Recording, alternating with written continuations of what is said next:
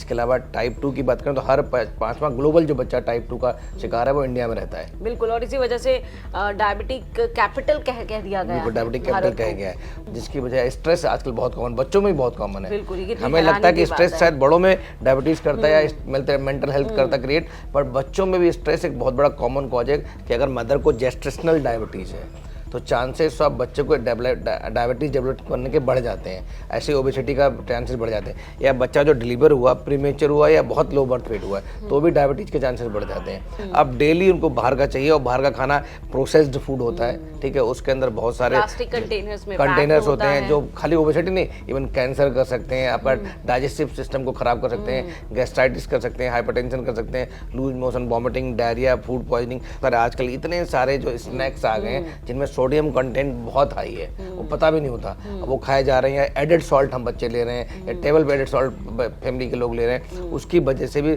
Sodium content बढ़ रहा है, उसकी वजह से ब्लड प्रेशर की बीमारियां बढ़ रही हैं, और उसकी वजह से आपकी किडनी भी खराब हो रही है। हम लोग जो नेचर से या जो बेसिक्स जो हमारी चीजें थी पहले उससे दूर जा रहे हैं। हमारा इमोशनल क्वोशंट है, उससे कहीं फायदा नहीं बिल्कुल, पहुंच रहा है। तो अब बैक टू बेसिक्स जाना पड़ेगा। जो पहले जिस तरह से हम लोग बिहेव करते थे, इंटरेक्ट करते थे, गैजेट्स को यूज करो, मैं नहीं करूँ, उनसे अपनी एफिशिएंसी बढ़ाओ, बट उनसे अपनी social efficiency, emotional efficiency, health की एफिशिएंसी उसको कम नहीं करना है। बचपन इस देश का भविष्य है, क्योंकि बच्चे कितने स्वस्थ हैं, बच्चों के सपने कितने बड़े हैं, इस पर बहुत कुछ निर्भर करता है। एक देश की आगे जाकर के जो युवा शक्ति बनने वाली है वो कैसी रहने वाली है, ये समझ में आता है कि हमारे जो बच्चे हैं आज की तारीख में उनका स्वास्थ्य कैसा है, फिर चाहे आप शारीरिक स्वास्थ्य की बात करें, मानसिक स्वास्थ्य की बात करें।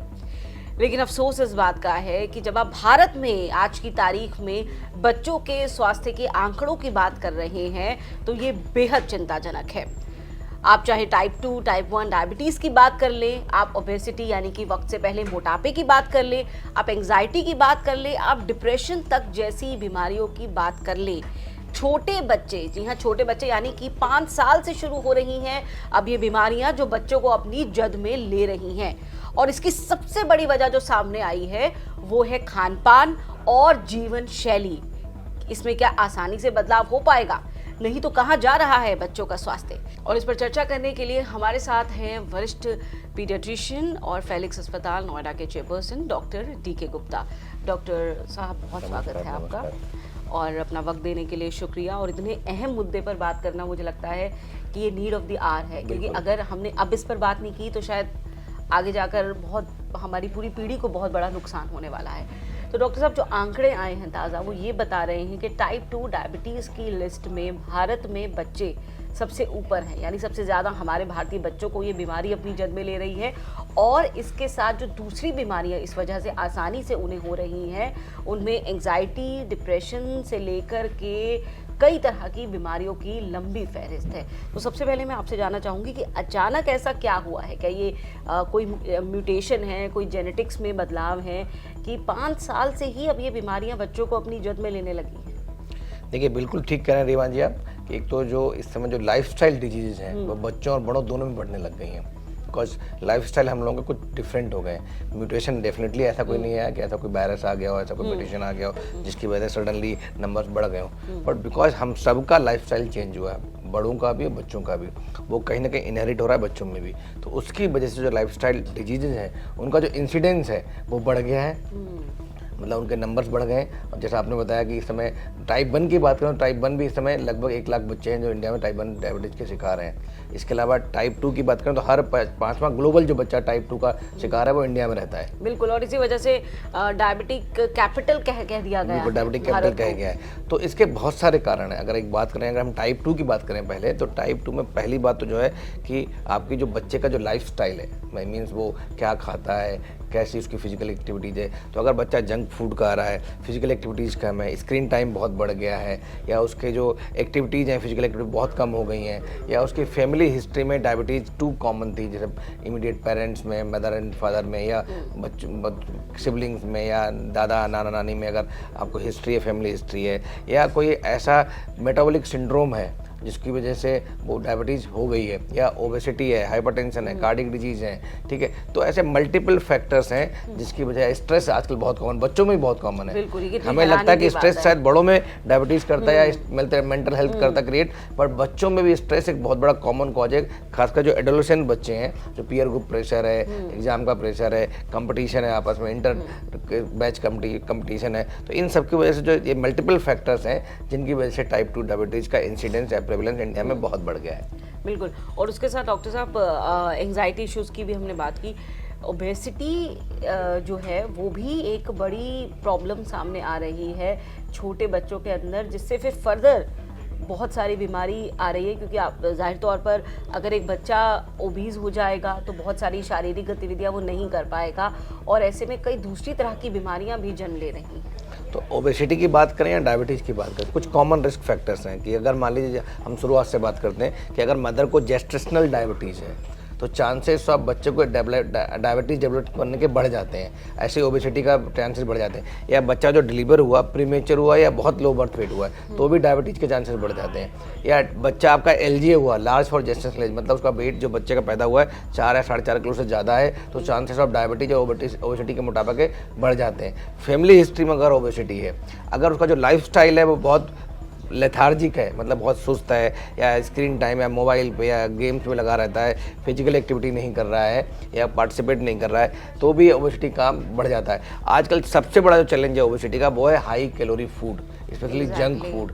हर घर में जो आजकल जो चलन चल गया है कि जोमेटो और स्विगी और बहुत सारे ऐसे जो ब्लिंकिट इस तरह के जो ऐप आ गए हैं, जो बच्चे को बिल्कुल मतलब इस तरह से प्रमोशन होता है इन सब चीज़ों का, ऐसा लग रहा है एडिक्ट हो गए हैं, एडिक्शन हो गया, सीरियसली एडिक्शन हो गया है कि उनको, पहले तो हम लोग वीकेंड की बात करते थे, अब डेली उनको बाहर का चाहिए, और बाहर का खाना प्रोसेस्ड फूड होता है, ठीक है, उसके अंदर बहुत सारे प्लास्टिक कंटेनर्स होते हैं जो खाली ओबेसिटी नहीं, इवन कैंसर कर सकते हैं, आपका डाइजेस्टिव सिस्टम को खराब कर सकते हैं, गैस्ट्राइटिस कर सकते हैं, हाइपरटेंशन कर सकते हैं, loose motion, vomiting, diarrhoea, food poisoning, मतलब इतनी सारे, और प्लस उनकी जो हाई कैलोरी कंटेंट होता है वो आपका ओबेसिटी बढ़ाता है, डायबिटीज के चांसेस बढ़ा जाता है, हाइपरटेंशन के चांसेस बढ़ा जाता है, कैंसर के चांसेस बढ़ा जाता है, इवन मेंटल हेल्थ उससे खराब होती है, या आपकी जो परफॉर्मेंस है बच्चे की वो पुअर हो जाती है, बिकॉज जो एनर्जी है उस बच्चे से मिलती है वो नेगेटिव एनर्जी मिलती है। और इधर तो डॉक्टर साहब ये भी देखा कि बहुत छोटे बच्चों यानी कि 8 साल से लेकर 14 साल के बच्चों के बीच हार्ट डिसीजेस के मामले बढ़े हैं। उसकी एक बड़ी वजह ये भी हो सकती है क्योंकि हाई सोडियम प्रोसेस फूड होते हैं, बिल्कुल, इनमें सोडियम की मात्रा भी बहुत हाई होती है। हाई हार्ट डिजीज या कार्डियोवैस्कुलर डिजीज जिसमें हाइपरटेंशन है, हाई ब्लड प्रेशर है, बहुत कॉमन है। तो जो आप बता रहे हैं जो सोडियम कंटेंट जो हाई होता है, खासकर बच्चे चिप्स खा रहे हैं, अचार खा रहे हैं, या ऐसे बहुत सारे आजकल इतने सारे जो स्नैक्स आ गए हैं जिनमें सोडियम कंटेंट बहुत हाई है, वो पता भी नहीं होता, अब वो खाए जा रहे हैं। एडेड सॉल्ट हम बच्चे ले रहे हैं, या टेबल पे एडेड सॉल्ट फैमिली के लोग ले रहे हैं, उसकी वजह से भी सोडियम कंटेंट बढ़ रहा है, उसकी वजह से ब्लड प्रेशर की बीमारियां बढ़ रही हैं, और उसकी वजह से आपकी किडनी भी खराब हो रही है, मतलब हार्ट तो खराब हो ही रहा है, आपकी ब्लड वेसल्स खराब हो रही हैं, प्लस किडनी भी खराब हो रही है, तो मतलब मल्टीपल ऑर्गन डिसफंक्शन की तरफ जा रहे हैं हम। बिल्कुल। और सबसे चिंता की बात यहाँ पर इसलिए भी हो जाती है डॉक्टर गुप्ता, क्योंकि वो जो फॉर्मेटिव ईयर्स हैं, मतलब अभी बच्चे का शरीर ग्रो कर रहा है, अभी उसकी मसल्स ग्रो कर रही हैं, अभी उसके बॉडी ऑर्गन्स ने पूरी तरीके से शेपअप होना है, डेवलप होना है।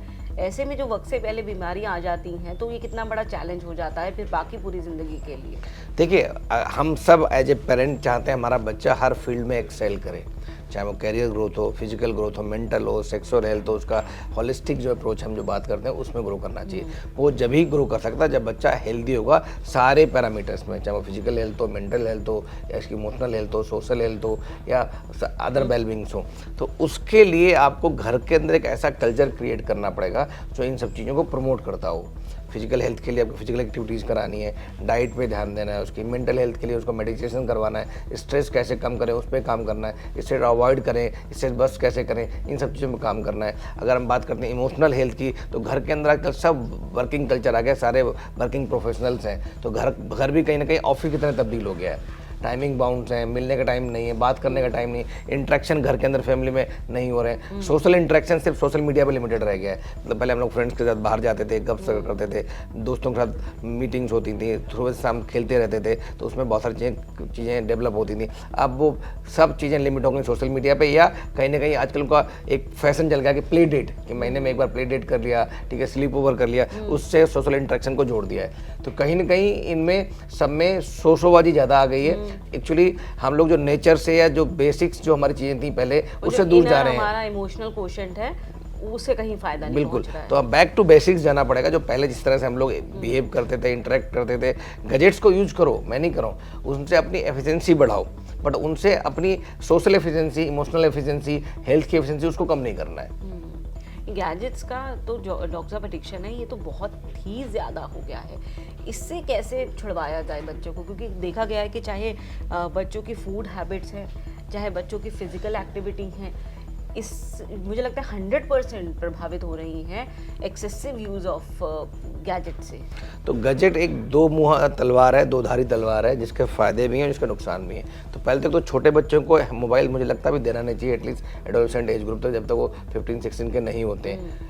उसके बाद अगर आप उनको देते भी हो तो कौन से ऐप्स पे जाना है, कौन से ऐप्स डाउनलोड करने हैं, कौन से ऐप्स को देखना है। इवन यूट्यूब जैसे जो ऐप्स हैं उनमें बहुत सारे लिमिटिंग फैक्टर्स होते हैं जिनको हम कस्टमाइज कर सकते हैं, ठीक है, क्या वो देख रहे हैं, क्या सुन रहे हैं, क्या पढ़ रहे हैं। तो उससे क्या होगा कि कुछ चीज़ें ऐसी होंगी जो उनको नहीं चाहिए, वो उनको ग्रस्त नहीं करेंगे, तो वो हमें ध्यान देना पड़ेगा। प्लस उनको फिजिकल एक्टिविटीज़ के लिए प्रमोट करना पड़ेगा। आप देखो घर के अंदर बैठे हो, कोई मीटिंग भी हो रही होगी, इवन गेट टुगेदर भी हो रही होगी, तो सब लोग अपना मोबाइल स्क्रॉल कर रहे होते हैं। इनफैक्ट बच्चों को खाना खिलाने के लिए अब लग रहा है कि मोबाइल जो है मैंडेटरी हो गया। जब तक बच्चे के हाथ में मोबाइल नहीं देंगे, और वो भी मतलब मैं नहीं, तो ये गलती हमारी है ना एज ए पेरेंट्स। अगर हम जो इनकलकेट करेंगे उनके अंदर वही डेवलप होगा। अगर हमने घर के अंदर डिसिप्लिन डेवलप किया, हमने घर के अंदर स्क्रीन टाइम लिमिटेशन डेवलप करी है, हमने बात करी कि हम इस तरह घर का फैमिली टाइम है, ब्रेकफास्ट है, लंच डिनर है, इनकी टेबल के साथ खाना खाएंगे, साथ बात करेंगे, उस समय कोई स्क्रीन नहीं बात करेगा, घर में जो कन्वर्सेशन है वो पॉजिटिव होगा, या हम लोग फिजिकल हेल्थ को प्रमोट करेंगे, सोशल हेल्थ है, घर में सब लोग योगा एक्सरसाइज करेंगे, स्पिरिचुअली मेडिटेशन करेंगे। तो ये कहीं ना कहीं ये सब चीज़ें लानी पड़ेंगी, बिकॉज जो नया जो कॉर्पोरेट वर्ल्ड है वो बहुत ही स्ट्रेसफुल है। तो मेंटल हेल्थ एक बहुत बड़ा चैलेंज होने वाला है। लाइफस्टाइल डिजीज जैसे डायबिटीज़ है, हाइपरटेंशन है, कार्डियोवास्कुलर डिजीज है, किडनी डिजीज है, तो ये सब बढ़ने वाली हैं। तो इनसे ये पेंडेमिक एक्चुअली जो हमें आ चुका है एक्चुअली वो दिख नहीं रहा, but this is slow killer. जैसे कोविड हमें तुरंत दिख गया था, बिकॉज वो इसमें इमीडिएट प्रॉब्लम्स आ रही थी, कॉम्प्लिकेशंस आ रहे थे, डेथ हो रही थी, इसलिए हमें वो तुरंत सबको हम लोग उससे अलर्ट हो रहे थे। इसमें स्लो डेथ हो रही हैं, पता नहीं लग रहा है कि आपको इससे क्या कॉम्प्लिकेशंस हो रहे हैं, इसलिए हम इसको नेग्लेक्ट कर रहे हैं। वो हमें सबको नहीं करना चाहिए। एग्जैक्टली। लास्टली अब डॉक्टर साहब, जब बच्चों की डाइट की बात आती है, क्या आपको लगता है कि मस्ट हैव है, क्योंकि शुगर इंटेक भी बच्चों का कई चीज़ों में बहुत ज़्यादा है। आप चाहे मार्केट में मिल रहे शेक्स की बात कर लीजिए, या फिर दूसरे स्वीट्स हैं, चॉकलेट्स हैं, उनकी तरफ बच्चों का झुकाव नेचुरली होता ही होता है। तो डाइट को लेकर के आप क्या सजेस्ट करते हैं बच्चों के लिए भी और पेरेंट्स के लिए भी? देखिए, डाइट है या जो गट हेल्थ है हमारे, दोनों बहुत इंपॉर्टेंट है। अगर गट हेल्थ अच्छी होगी तो आपका मेंटल हेल्थ अच्छी होगी, आप एनर्जेटिक होंगे, आप अच्छा परफॉर्म कर रहे होंगे, आपकी हेल्थ अच्छी होगी, बहुत सारी प्रॉब्लम वहीं सॉल्व हो जाएंगी। तो अगर डाइट बैलेंस्ड है, लो कैलोरी डाइट है, उसमें ग्रीन लीफी वेजिटेबल्स हैं, फ्रूट्स हैं, सीजनल फ्रूट्स हैं, आपने हाई कैलोरी कंटेंट नहीं है, अच्छे फाइबर्स हैं, टाइमली आप ले रहे हो, बहुत सारे आजकल फैशन चल गया कि इंटरमिटेंट फास्टिंग करनी है, इमेज कंसल्टिंग करनी है, इमेज पे ध्यान रखना है, उसमें बहुत सारे बुलिमिया नर्वोसा, बुलिमिया ऐसी लोग करते हैं, एनोरेक्सिया जैसी चीज़ें होती हैं, इसमें लोग लगातार भूखे रह रहे हैं, जीरो फिगर का वो चल रहा है, ट्रेंड चल रहा है। तो इन सब चीज़ों को अवॉइड करना चाहिए। नेचुरल वे में जो घर में खाना बनता है, घर का जो हेल्दी फूड है वो लेना चाहिए। इसके अलावा मैं कहूँगा खाली बहुत सारी चीज़ें फ्रूट से पूरी नहीं होती हैं, तो कुछ सप्लीमेंट चाहिए, जैसे विटामिन डी हम लोग को पूरी नहीं मिल पाती है, ठीक है, मल्टीविटामिन हैं, तो उनको एज पर डॉक्टर रिकमेंडेशन आपको बीच बीच में लेते रहना चाहिए। बच्चों के लिए सबसे ज़रूरी सप्लीमेंट डॉक्टर साहब क्या है? देखिए, सबसे ज़्यादा जरूरी सप्लीमेंट्स की बात करें तो एक तो विटामिन डी बच्चों में भी कम होता है, बिकॉज हम सब लोग अंदर ऑफिस के, घर के, स्कूल के अंदर रहते हैं, तो जो सन एक्सपोजर है वो कम हो जाता है, तो इसलिए विटामिन डी हमें रेगुलर चेक करा लेना चाहिए, उसके हिसाब से सप्लीमेंट करने चाहिए। इसके अलावा दूसरे विटामिन B12 है, विटामिन ए, डी, ई के हैं, ठीक है, तो ये सारे फैट सोल्युबल विटामिन जिनको स्टोर भी करा जा सकता है। कुछ विटामिन वाटर सोल्युबल्स होते हैं, तो उनको भी हम विटामिन सी वगैरह, जिससे जो एंटीऑक्सीडेंट्स होते हैं, विटामिन ई है जो एंटीऑक्सीडेंट का भी रोल कर रही है, तो ऐसे विटामिन को कैसे भरपूर मात्रा में जो हमारी रिक्वायरमेंट है एज के अकॉर्डिंग उसमें पूरा हो, उसके लिए आपको कुछ रेगुलर ब्लड टेस्ट कराने एज पर डॉक्टर सलाह वो देखना चाहिए, और साथ में बीच में सप्लीमेंट लेने चाहिए डॉक्टर की सलाह अनुसार। डॉक्टर की सलाह के साथ लेनी चाहिए। हाँ, क्योंकि कई लोगों को इस बात का डर रहता है कि बच्चों को कोई सप्लीमेंट या फिर मल्टीविटामिन ऐड ऑन करना चाहिए या नहीं करना चाहिए। बिल्कुल। इस चीज़ को लेकर के बिल्कुल। तो हर एक मुद्दे पर हमने बात करी और ये भी जाना कि दरअसल बच्चे जो कर रहे हैं ये बहुत बड़ा रिफ्लेक्शन है कि हम और आप उन्हें क्या सिखा रहे हैं या हम उनकी लाइफस्टाइल को किस तरीके से डिज़ाइन कर रहे हैं। क्योंकि जब आप लाइफस्टाइल डिजीज़ेस की बात करते हैं तो उस लाइफस्टाइल को डिज़ाइन करने में घर का, सोसाइटी का बहुत बड़ा रोल होता है। तो उसे रेक्टिफाई करना, पहले उस प्रॉब्लम को स्पॉट ऑन करना बहुत ज़रूरी है और फिर उसमें सुधार लाने की कोशिश करनी चाहिए। बहुत बहुत शुक्रिया डॉक्टर साहब आपका इस पूरी चर्चा के लिए। बहुत वैल्यूएबल इंसाइट्स आपके हैं। उम्मीद है कई लोगों को इससे फ़ायदा होने वाला है। Thank you so much. बहुत बहुत